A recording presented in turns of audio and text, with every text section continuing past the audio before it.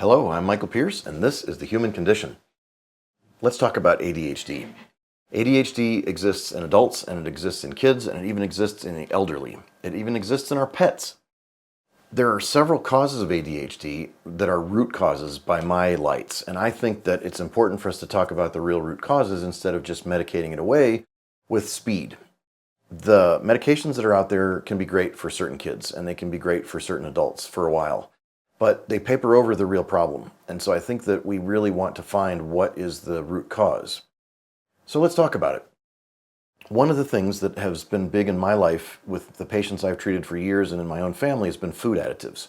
Artificial colors, flavors, and preservatives are in foods, and they are there to preserve food, keep it on the shelf longer, to give it bright colors. They've recently been banned by the new MAHA administration.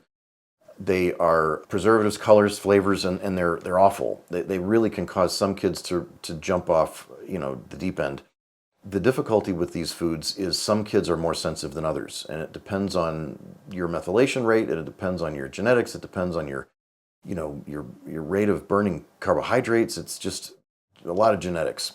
But some kids are going to be really affected by those three things. So if you've got food additives in your food, you've got preservatives, really look for labels. Read things and see if you've got stuff in there that you don't understand. If it's a long chemical name, don't buy it. If it doesn't look like a normal food color, don't buy it. And the difficulty is that these food additives can sometimes set a kid off for 30 days. One mouthful can set them off for 30 days. So it can take time to get rid of them. Also, one of the things that Ben Feingold used to talk about was that if you do say, well, I just want to give him a bite, that doesn't work because sometimes a bite is all it takes to set the kid off. So you don't want to just give them a bite and think you're being nice, because you're not being nice. You're just giving them another problem and extending it for another 30 days in some people. In neurofeedback and EEG, we take EEG images of the brainwaves and sometimes ERP images, which are pictures of the brainwaves that show active and passive types of things. So the QEEG is passive. You're just sitting there with your eyes closed and your eyes open, not sleeping. That's about 10 minutes each for eyes open and 10 minutes for eyes closed. ERP is about 20 minutes of testing where you're active and you're looking at a screen and you're looking at animals or plants and you're trying to decide whether to click a mouse or not. And the electrodes measure how fast it takes for you to realize that you saw something and how long it takes for you to realize whether you should click or not compared to the last image you saw.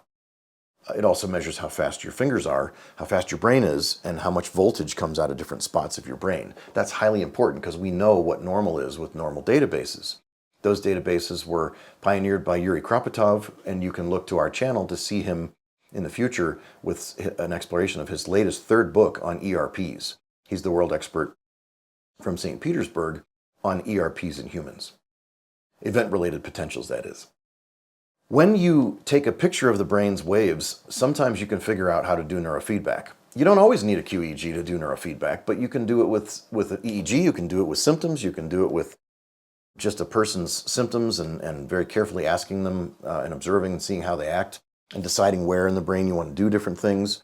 There are many, many kinds of neurofeedback, but they can be highly effective in ADHD and autism, and there's quite a lot of research. In fact, if you do pull some papers, you'll discover that there's a lot of research on QEEG and ADHD.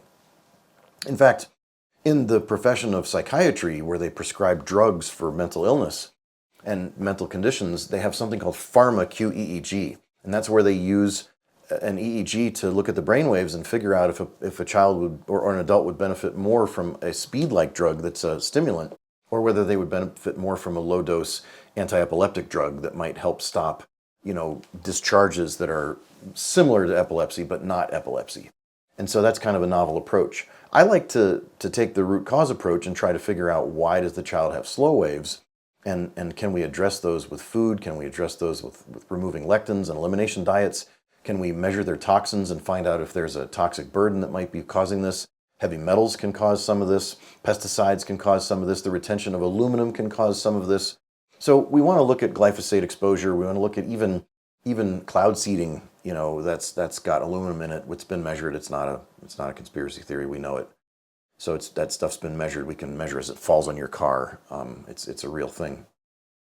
Another one is poor sleep. If your child has poor sleep, which is most often because of a bad airway, if their airway is filled with mucus and swelling because of allergies and sensitivities to foods, or airborne allergies like mold or pollen, which is often made worse by food antigens, which are lectins and anti-nutrients, then it may do well to give your child think about having an elimination diet. And that means getting rid of lectins, reducing carbs. And very often, almost all neurological conditions and metabolic conditions do really well with keto diets. Now, keto diets are hard, but if you want to do them deeply and fully, you'll get to the fastest results. But you can kind of do, in many cases, just a light version, which is really just a low carb. And that usually starts at about 200 grams of carbs a day, whereas keto is about 25 grams of carbs a day. So it's a big difference. And many kids that are growing, they really don't need to be on a keto diet. If you just try a low carb diet, they can do quite well without having to get as strict as keto. If you're going to do keto, you probably need to test blood. Keto is best done with blood, not urine. So if people tell you you're doing urine strips, it really doesn't work at all after the first day. It's just not accurate. So blood for poking the finger for blood to check the ketones, not the blood sugar, but the ketones. The next thing is light. There are so many exposures to blue light and the dangers of blue light, which I'll explain here in a minute. Lights, your light bulbs, your screens on your phones, and your glass in your house is a real problem. So let's talk about that. The sun doesn't have a big spike of blue light except at noon or that general time of day that stands out. There are certainly blue light signatures in the morning and at noon, but most of the blue light from the sun is in the middle of the day. That's also when there's most of the ultraviolet light. The ultraviolet light, people only need about 15 minutes a day if they're healthy, and if they get really good infrared light during the day, they can get less UV and make all the vitamin D they need. So they don't need to worry about burning themselves and being out in the sun all day, but it'd be nice if they could be out in the sun that's less harsh. The sun would have less UV and less blue light in the morning and in the evening, and that would be a great way to get the medicinal infrared light, which is so incredibly important. Infrared light is the main medicine that helps us do almost everything except to make vitamin D. And it even helps us be more efficient at making vitamin D from ultraviolet light. So kids are going to need, for their mitochondria and their energy production, lots and lots of infrared light. And they need UV light for their vitamin D. They didn't get either of those during COVID. So it's really important to look at all your kids and say, hey, were they stuck inside with computers and screens and phones and light bulbs and exposed to this blue light? Blue light is a problem, not because it's got radiation, but because blue light stimulates a blue light chromatophore in our eyes and other blue light sensors in our bodies that really mess with our sense of what time of day it is and our circadian rhythm. So that means that we would not have a good rhythm for sleep. So that might be another reason for sleep, aside from an airway problem and mucus. It might be blue light. Another difficulty is if you live inside all day and you only get a little bit of blue light from your light bulbs and you have a house that's filled with natural light. I've got some clients that live in beautiful homes with lots and lots of glass. The problem is the glass filters out and does not permit in UV and infrared light. You only get visible light. So you're not turning on light bulbs, you're not blasting yourself with blue light, but you're also not getting UV and infrared light. So you got to go outside. You got to be not in auto glass or window glass, because that's going to keep that infrared medicinal light away from you. And you really need that. The other difficulty is insulin resistance. A lot of kids and adults have insulin resistance because they eat too many carbs and they don't have enough minerals and they don't have enough healthy saturated fats. Then they have oxidized fats. That oxidized seed oils is really a big problem. It's not the omega-6 from the seed oils, it's the oxidation from the seed oils, because they rot really fast. So in order for an oil to not rot, they have to treat it really, really intensely and put it in a bottle so that you can use it for a long time.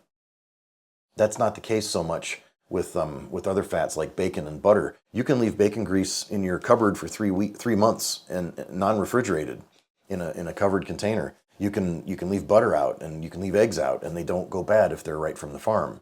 So that idea is important to understand that saturated fat is a really important part of our diet that we've gotten away from since the 1950s. And then I think probably the last thing about ADHD for children and adults is that we need omega-3 fish oils. We need to cut the seed oils. We need to really get to fish oil, EPA, and DHA in our bodies.